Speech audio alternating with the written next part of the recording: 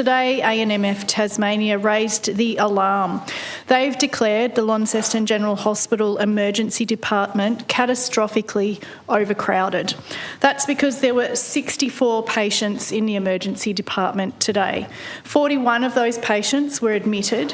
The capacity in the emergency department with clinical spaces for admitted patients is 33 clinical spaces. So 41 admitted patients in an area that can safely hold 33 patients. Then there were 17 patients in the waiting room, and some of those people had been there for more than 40 hours. More than 40 hours.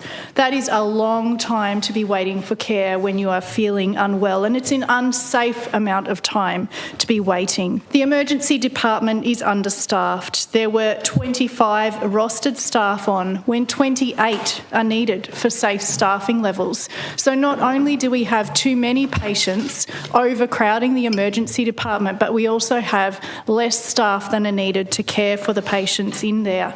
This is an unsafe situation in the emergency department. It's unsafe for patients and it's unsafe for staff who are working under incredible levels of stress and are struggling to cope. There are staff who are so worn down they are taking leave because they're breaking. That's the words of the ANMF today. The staff are breaking with the conditions that they are dealing with there. And I want to ask, what will it take for the government to fix this problem? It's not new, and every time the government come out and they say the same thing. We take this seriously, we really do. We're working on this. We're recruiting staff.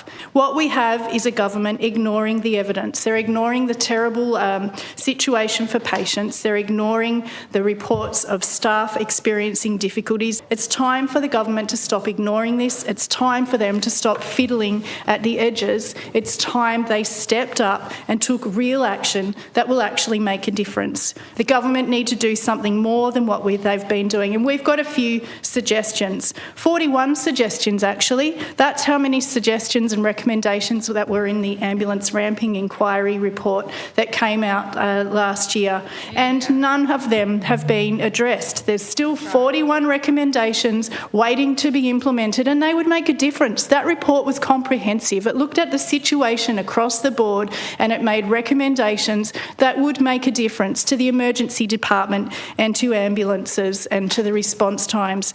But I've got 42 suggestions, actually. The 41 suggestions from the recommendations of the ramping report, but also a suggestion that the government meet as quickly as possible with the ANMF for those wage and condition negotiations that should have commenced already and need to start. 42 suggestions that would make a difference for patients and staff. Honourable Member's time's expired.